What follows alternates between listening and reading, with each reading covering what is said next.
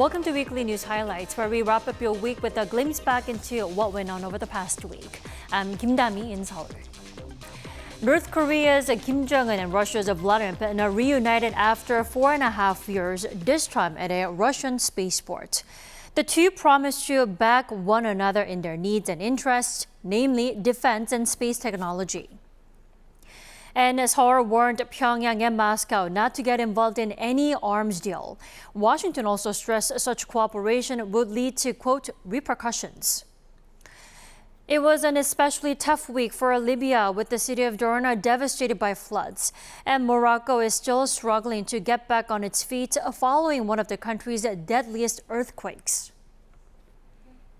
North Korean leader Kim Jong-un traveled to Russia by train this week for summit talks with Russian leader Vladimir Putin.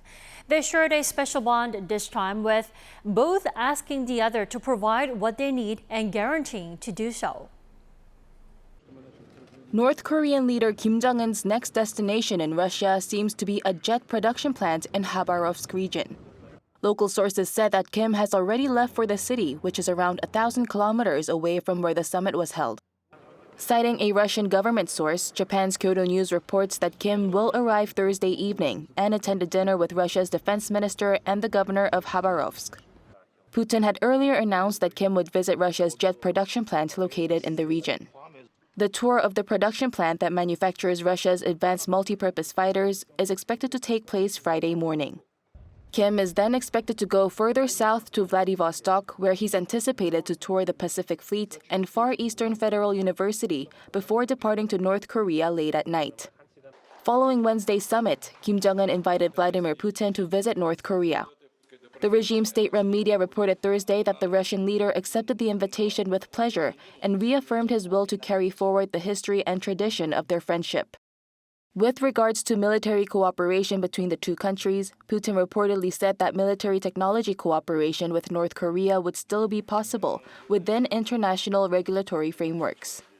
This implies that Russia, who's a permanent UNSC member, is seeking ways to cooperate with North Korea while not violating UNSC sanctions. Also ongoing from the summit, Russia's foreign minister is set to visit Pyongyang in October to hold further discussions with his North Korean counterpart. The two are seeking to revive their economic cooperation, which was halted due to the pandemic. Meanwhile, the South Korean government says any actions by North Korea and Russia that violate UNSC resolutions and threaten South Korea's security will come at a clear cost. The National Security Council committee members on Thursday called on Moscow and Pyongyang to not get involved in an arms trade. Choi Min-dong, Arirang News. And after issuing multiple rounds of warnings over the two sides' apparent weapons accord, the U.S. has slapped sanctions on more than 150 entities accused of aiding Russia in its aggression against Ukraine. This time, the sanctions package also targets so-called transit countries like Turkey and Georgia. Lee Seung-ja has more. In what is one of the largest sanctions packages announced by the U.S. State and Treasury Departments, Washington on Thursday issued a fresh round of sanctions against over 150 entities involved with helping Russia evade sanctions and supporting Moscow in its war against Ukraine. Those involved with helping Russia include businesses and people in Turkey, Georgia, the UAE, Russia, and more. According to Reuters, the latest designations target shipping and trade companies involved in helping repair sanctioned vessels linked to Russia's defense ministry, while also helping with the transfer of dual-use goods, items which have both civilian and military application. It also targets those that sell Western technology to Moscow that could be used to fuel its war in Ukraine. However, watchers have raised concerns over the fact that some of the entities targeted in Washington's latest sanctions package are from Turkey. The U.S. imposed sanctions on 5 Turkish companies and 1 Turkish national linked with helping Russia evade sanctions and supporting Moscow in its war in Ukraine. However, the U.S. State Department says it's not worried that measures taken against Turkish firms will derail Sweden's NATO bid. We have a constructive, warm relationship with the Turkish government. They are an important ally of ours, and we don't see that in any way these sanctions should have any impact at all on that accession. Also, among those sanctioned by the U.S. on Thursday is Russia's largest vehicle manufacturer, Autovaz, and a major local copper producer, the Russian Copper Company. 이 승재, Arirang News.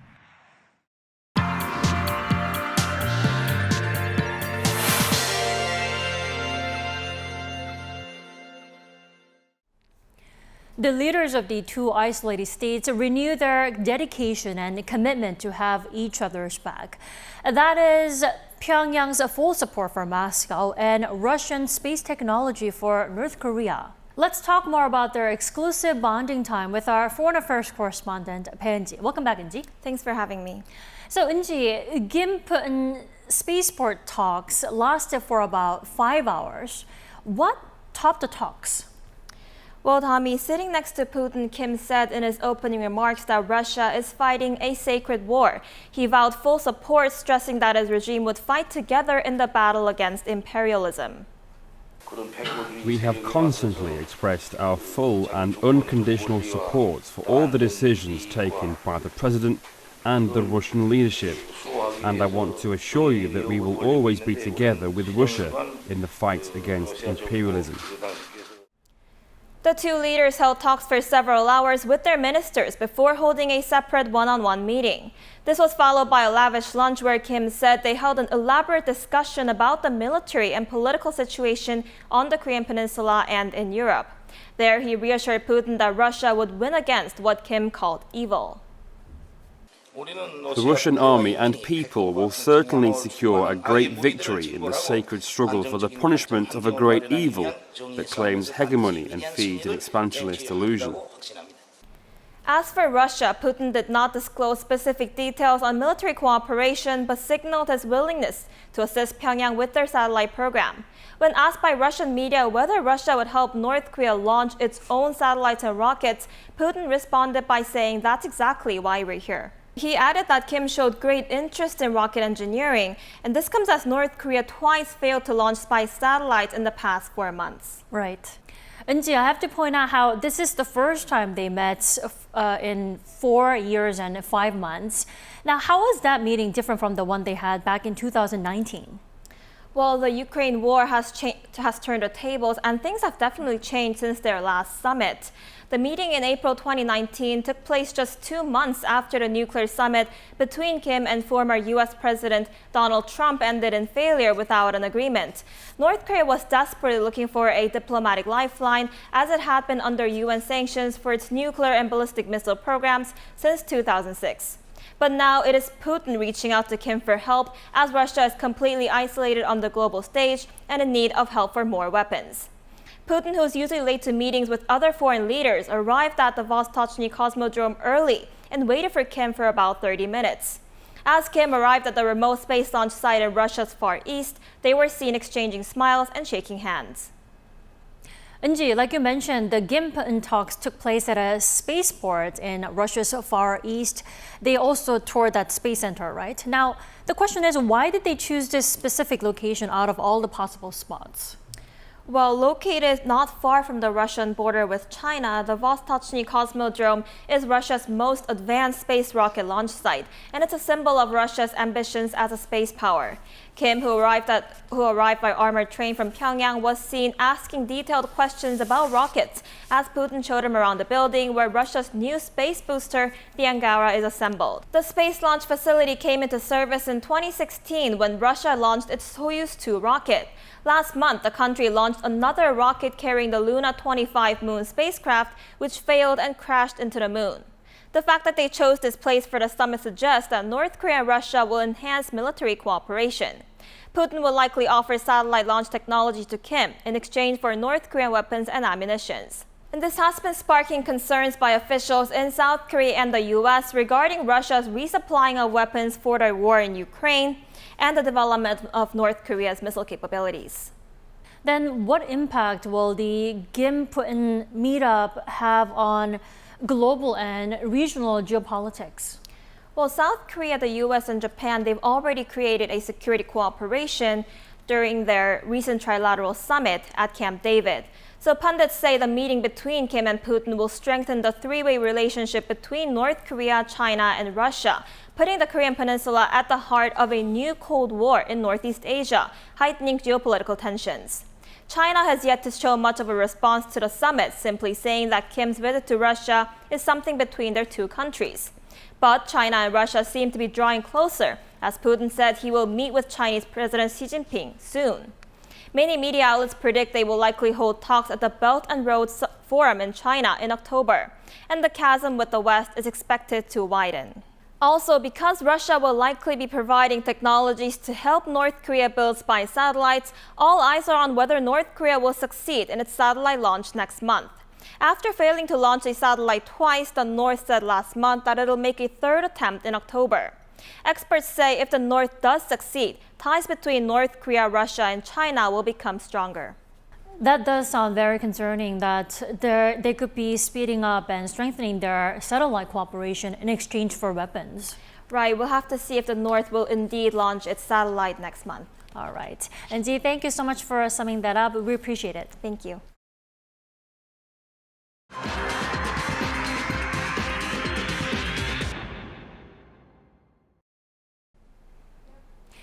Morocco is still searching for missing people and struggling to get back on its feet after being savaged by the country's deadliest earthquake in 6 decades. What made this disaster even more tragic is that the country was especially vulnerable to such a natural disaster, given the nature of the earthquake and also poorly built buildings there. Our Lee Hyun-hee tells us more. A rare massive earthquake that hit Morocco was the deadliest to strike the North African country in 120 years. The magnitude 6.8 quake, which sent people scrambling out of their beds in terror and turned villages into rubble last Friday night, left thousands dead and injured, with the death toll likely to rise farther. The epicenter of the quake that was felt all over the country was located 75 kilometers southwest of the city of Marrakesh, a mountainous rural area near the Atlas Mountains that was not usually known for active tumblers. So what exactly caused it? The mechanism of the Morocco quake was different from other earthquakes. It occurred as tectonic plates under Africa and Eurasia collided with a phenomenon called reverse fault, where the edge of the rock on one side of a fault slips under the other. During the earthquake, the edge that lies towards the mountain slid over the other, pushing the mountain side up, a knock-on consequence of the tension between the African and Eurasia plates that built up over time. As the quake occurred in the mountainous area, damage was more extensive due to landslides. One of the reasons behind the extensive damage was the construction quality of the buildings. According to Reuters, rescuers said the traditional mud brick houses crumbled, reducing the chances of finding survivors. After structural standards are met, the government should focus on early earthquake alerts. Utilizing seismological observations can make a big difference by providing an initial warning. Individuals should also remember to stay in a building while there's still movement, and to quickly find a safe way out when it stops. Experts also added that while Morocco's earthquake was hard to predict, governments need to invest in buildings designed to withstand earthquakes in order to minimize damage and casualties despite the cost. Lee Hyun-hee, Arirang News.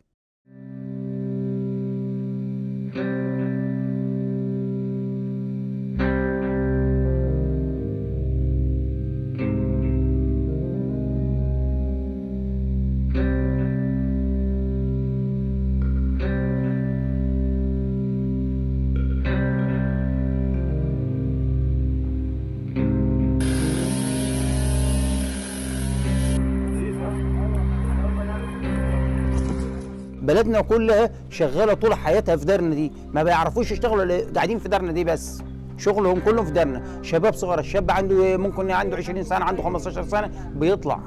فالعدد اللي مات عندنا في بيوت ماتت منها 3 وفي بيوت ماتت منها 2 وفي بيوت مات منها 1.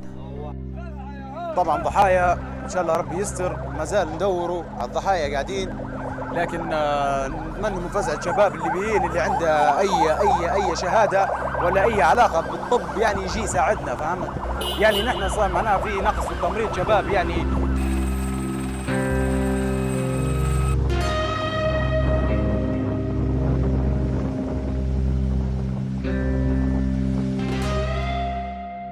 I call on all Libyan political actors to overcome deadlocks and divisions and to act collectively in ensuring access to relief. This is a time for unity of purpose. All those affected must receive support without regard for any affiliations.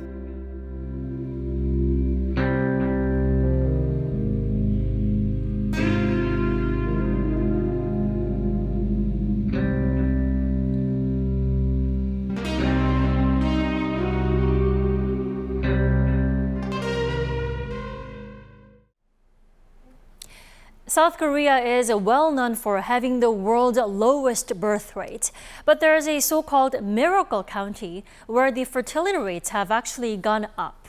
Our Lee Soo-jin has the story. Baby whales and classroom chatter might soon be a thing of the past. This elementary school is just one of many in South Korea that have been abandoned and shut down due to the lack of students. And this comes as South Korea's fertility rate continues to shatter records. The nation's total fertility rate, the average number of children expected per woman, tumbled to a record low of 0.78 last year. As of 2021, South Korea is the only OECD member country where the total fertility rate is less than 1. And this year's fertility rate for the second quarter fell further to 0.7. We asked young South Koreans why they're hesitant to have children. If I get married, both me and my husband will probably have to work because of the high education costs. But if there's no childcare center that I can trust, it might be better to just not have children. The reality is that raising a kid is costly because of the high education costs. But there are still areas in South Korea where fertility rates have actually gone up. This county in Gangwon-do province has a fertility rate that greatly exceeds the national average. Let's go find out how it has achieved this. We met with the mayor of Hangun County, who told us that this was largely due to a decade-long effort to provide a comprehensive support system with a focus on alleviating the education cost burden. We wanted to provide equal opportunities for people regardless of their economic background, from the time the baby is in their mother's womb until the child graduates college. The county pays college tuitions of not only students attending domestic colleges, but also any of the world's top 100 universities, as long as they have parents who have lived in Hwacheon for at least 3 years. While the nation's fertility rate has been on a steady decline since 2015, Hwacheon's fertility rate actually rose from 1.2 in 2021 to 1.4 last year. During this period, a new public postpartum rest center opened. Postpartum rest centers are clinics unique to Korean culture that help mothers recuperate after giving birth. Women typically stay at these centers for 2 weeks where staff care for newborns while the mothers rest. They can cost up to around $12,000. Anyone who's lived in Hwacheon for at least a year can use the center for 2 weeks at no cost. I've lived here for 3 years, so I'm staying here for free. There are also programs aimed at helping them transition into motherhood smoothly. The programs that teach us practical skills such as how to bathe a newborn and breastfeed properly have been super helpful. The county also offers services where elementary school students can hail a bus through a smartphone app. 주로 오는데 얼마 정도 걸려요? 2분. The bus stops at various locations and parents receive text messages that inform them of their child's location. The importance of coming up with a comprehensive solution like this was echoed by one expert. The government has already implemented various policies, including financial incentives for having children, improving work-life balance, and expanding childcare services. Yet to be effective, policies must take a comprehensive approach. She added that there also needs to be more measures aimed at providing affordable housing and stable jobs, as well as creating a cultural shift away from the traditional nuclear family structure. Lee Soo-jin, Arirang News. The weather's finally cooling down with autumn rainfall here in the country, which means it's time for more enjoyable nighttime strolls. Then how about at Seoul's Hangun River? The night skies above the river are set to shine every Friday until late October, with around 1,000 drones embroidering the autumn night. Our Choi Soo-hyung has more. On Friday night, Seoul invited citizens to an astonishing drone show over the Hangun River. 1,000 drones depicted Seoul's major landmarks, including Gwanghwamun and the Hangun River night view, before ending the show with Seoul's new slogan, Seoul, My Soul.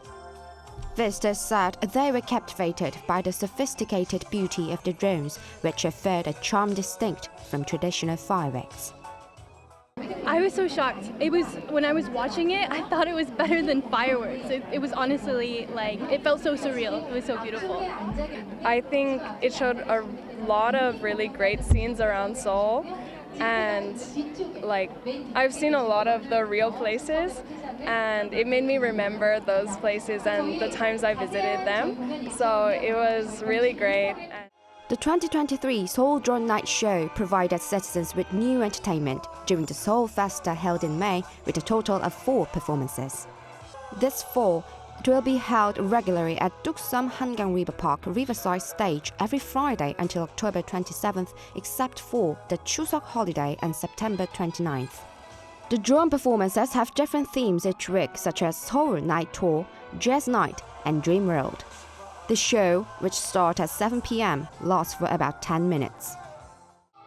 Citizens can enjoy not only a drone show, but also cultural and artistic performances, making it even better for relaxing in open spaces on an autumn night to the fullest. Battery limitations mean the show only lasts 10 minutes, but there's plenty of other entertainment, from performances to busking shows. Visitors can also enjoy camping along the Hangang River while watching the show or just relaxing with their families. I came here with my child, and it's so nice to feel refreshed. Thanks to the Seoul government for providing this wonderful experience free of charge. Visitors can find more information through Seoul City's official Instagram or by calling 120 to contact the Tasan call center. Choi Soo-hyung, Arirang News. Hwarot is the traditional royal bridal gown from the Joseon dynasty. The royal dress is on display for people to get a glimpse of a timeless symbol of the dynasty's grace and poise. Our Shin Se-byuk has the story. Draped in vibrant crimson and adorned with delicate embroidery, these are the hwarot, bridal robes worn by the women of the Joseon dynasty's royal court.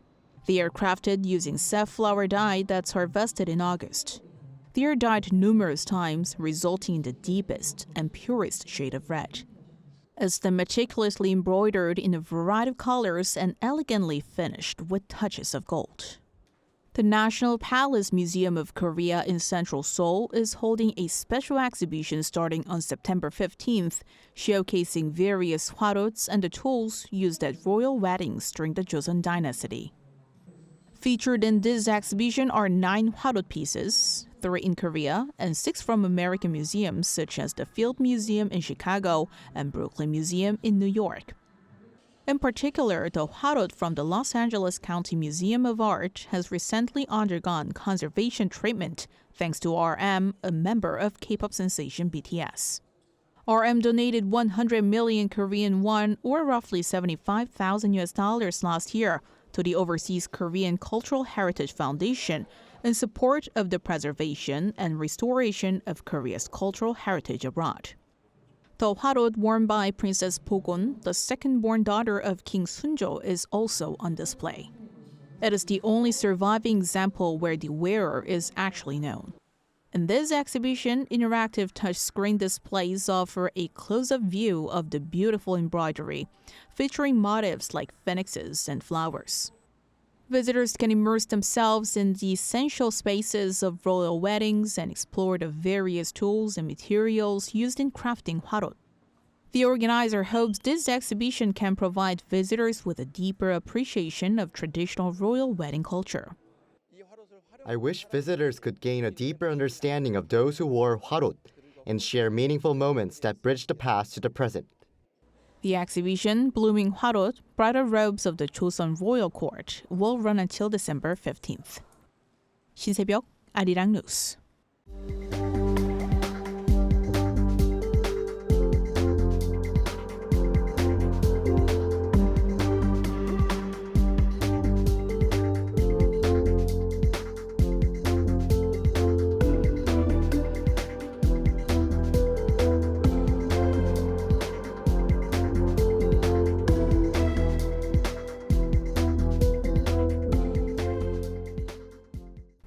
We thank you for watching Weekly News Highlights. Enjoy the rest of your weekend.